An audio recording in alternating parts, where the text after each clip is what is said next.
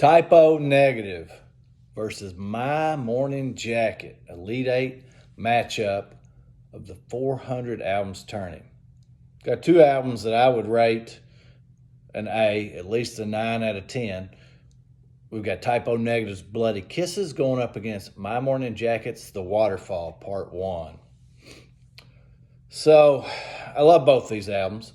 I've listened to way more My Morning Jacket over the past decade and a half than Typo Negative, but Typo Negative has been a mainstay of my musical diet since I was in high school. This Typo Negative album has aged incredibly well. Some of the things that I listened to a ton in my adolescence just sounds flat or silly. Definitely some of the stuff from elementary school can sound silly when I listen to it with middle-aged ears. This album has aged far better than I thought it would.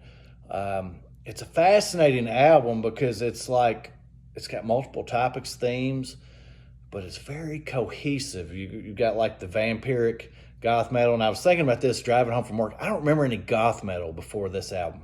I'm sure it existed, but I don't remember it. I remember it afterwards, Paradise Lost, Moonspell, things of that nature.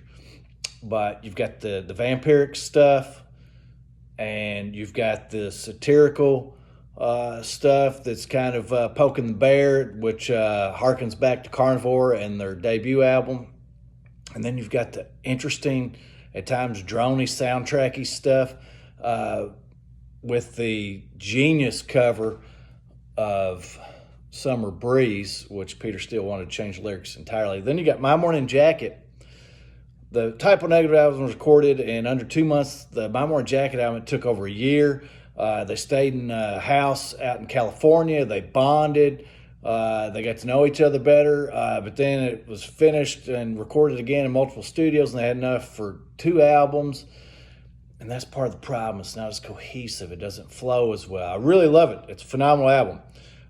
Spring Among the Living, Tropics are 2 of my all-time favorite songs. But then you got songs like Get the Point and Big Decisions, which sound like breakup songs, and thematically they don't mesh with the rest of the album. Got nothing bad to say about The Waterfall as a whole, but it cannot advance past Bloody Kisses for me, if I'm being totally honest. Advancing the final 4, Bloody Kisses.